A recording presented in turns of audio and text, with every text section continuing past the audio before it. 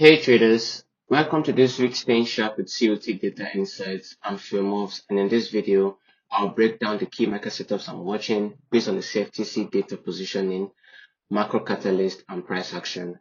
If you're following my newsletter, this will bring it all together visually. Let's get into it. So, starting out with NQ this week, as we usually do, we can see that we made arguments for a bullish close for the month of August, seeing that we wanted to see monthly flow support bullish price action coupled with the change in tone of Powell following Jackson Hole. And even though we had highlighted the fact that we are seeing extreme level of long commitment by the non-commercials, this is a place not to be outstandingly bullish unless this position be taken out. However, just for last week alone, we wanted the flow of sentiment to be the case, right? So we were calling for the last 3 days of the month to be a bullish leaning for the indices. On Wednesday, it skipped me that we had Nvidia earnings coming up on that day, so therefore we had to wait until the Nvidia reports earnings was out, and then the Thursday following it was a strong bullish day following GDP print, right? However, on Friday, this shift in the market tone is actually due to the PCE number that came out hotter than the previous month. But we are not surprised by this kind of bearish response because, like we said, as far as the non-commercials are at extreme level of non-commitment, this is not a good place for you to be long the indices. But we just wanted that case to be for last week, and well, no surprises here because by the close of Thursday, you were out waiting for the report. It came out 8:30, and there was there was nothing to be excited about upon the market open by 9:30. So that's for indices. For the new week, we are still continuing with the thesis that being at extreme levels, this is not a good place to be long NQ. You would be better served to follow the news calendar for any bearish leaning to sell off on the NQ. So upon Tuesday close, we still support the bearish case that um, the employment data, when they come out, okay, we want to know if that would support prices lower or not. However, our position from what the CFTC data is telling us is to be bearish as compared to being outrightly bullish. Okay, so that's for NQ. Bearishness upon its close of Tuesday again due to the size of the commercials. Next is for DXY. DXY, what has been going on DXY right now is very, very interesting. We have been calling for the fact that the 24th of July low should be held since we had that drop in the beginning of August with the non-farm payroll, and beautifully we have been holding up in a range. And this is due to the fact that when we started out July and we were calling for bullish price action, we indicated the fact that the non-commercials were interested in shorting the dollar, and that gave us a very good basis to be bullish the dollar, right? We wanted to feed them, which we did, and it played out well. However, in the month of August, we can see that they've reduced their short commitment, meaning they were towards more neutral positioning. That is not good for us, and we were calling for patience, and that has been the case, right? And ever since the NFP numbers in August 1, we have rather been in a range bound kind of price market action. And the most important thing was to be following what the economic data were showing, and they've not been very supportive of the dollar. One more thing again to note is the fact that we have reached a new high amount of net positioning by the commercials. So this is a very good interest for us to observe over the coming weeks on how this data evolve. But as for now, it's best to just stay on the sidelines with the bullish anticipation and trade the fundamental news outflow.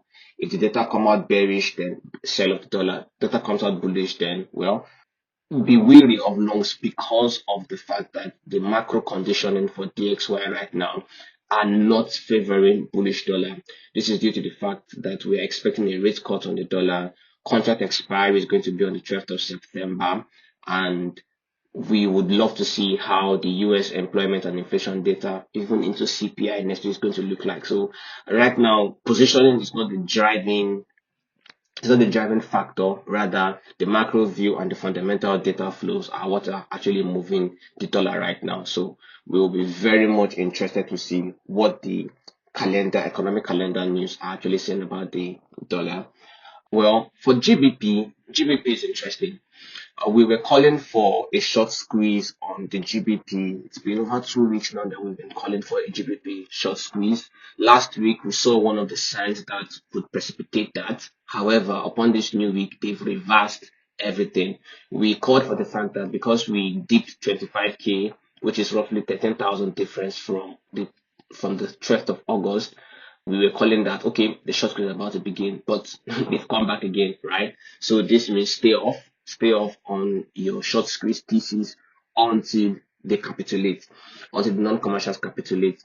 And we wanted to see all of this play out in the Euro GBP pair. Let me go for that Euro GBP.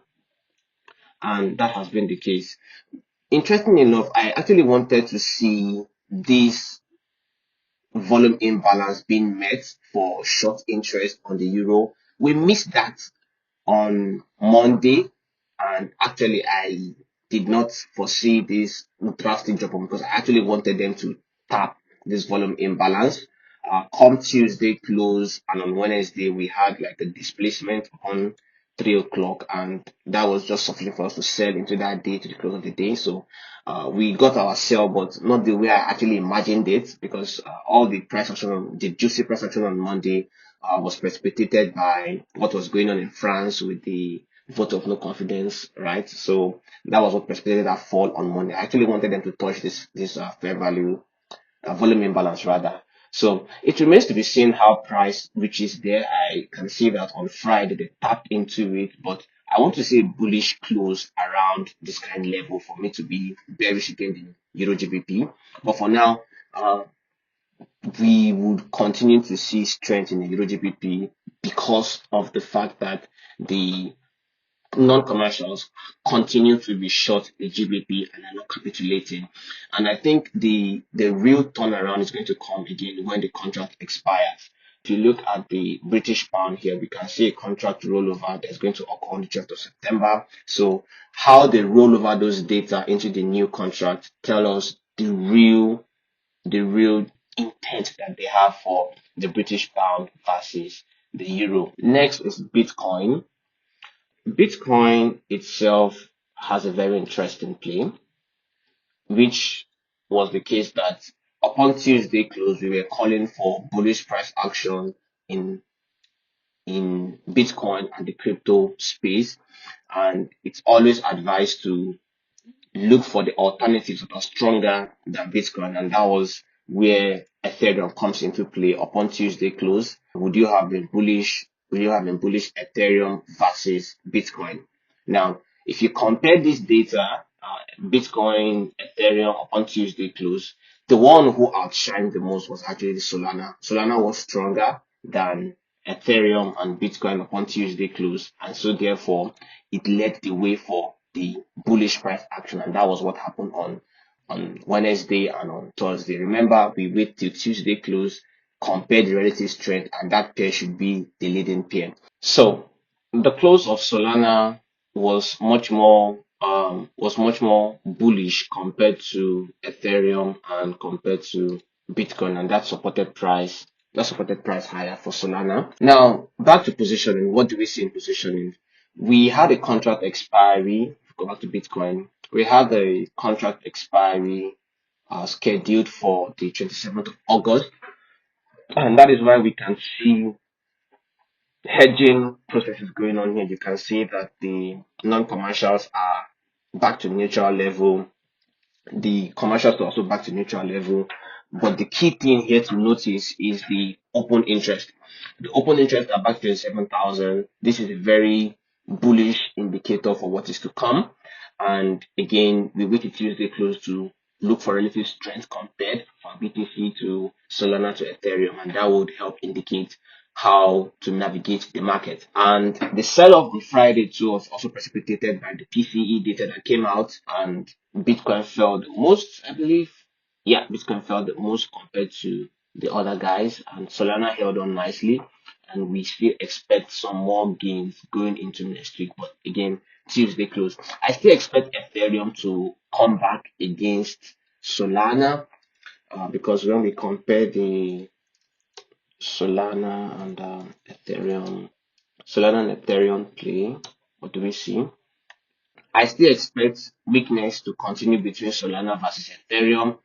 But if that flips again like it did last week, we just continue Solana instead. So this remains to be seen as to how price reacts from this level.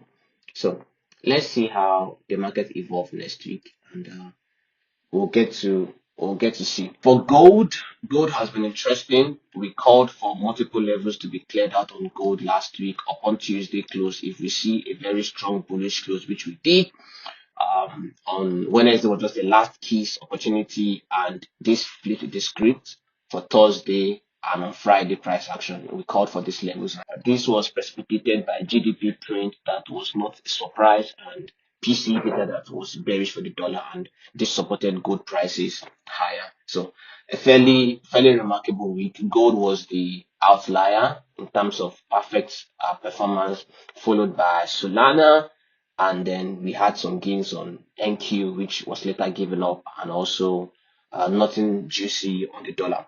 And then we had one trade on the GBP. So these were all what played out last week. This new week is going to be very tactical in terms of waiting out for what the JOLT number looks like on Wednesday. ADP, frankly, I would probably skip if there's no surprises, because the real juice comes on Friday, after the NFP print. We wait 1 hour after the data has been released for us to gauge market sentiment. So that is for this week. I don't think there's any other thing that is like screaming to my face right now. For the forex pair, we have to wait for contract expiry for us to know the real tone on where the market is going to. So until Tuesday, until September the 12th, trading the economic data is the best place to be. If you look at the economic data here one more time, on Monday is public holiday for the US. On Tuesday, we see the ISM manufacturing PMI. Wednesday, we have the JOLT. On Thursday, we have the ISM, but also the ADP, which is more important. However, if there are no surprises in this data, you can just ignore and come for the NFP instead. So that wraps up what I see here, and patience leading into the contract expiry, most importantly, to know the real intent of how the hedgers and the non-commercials are positioned for the new month ahead, and even the quarter going to the Q4. All right, that's it for this week's COT Outlook. If you found this helpful, like and subscribe, and drop a comment if you're watching any of these setups too. If you want to dive deeper, the full write-up is in my Substack. Link in the description. Stay nimble, stay sharp. See you next week.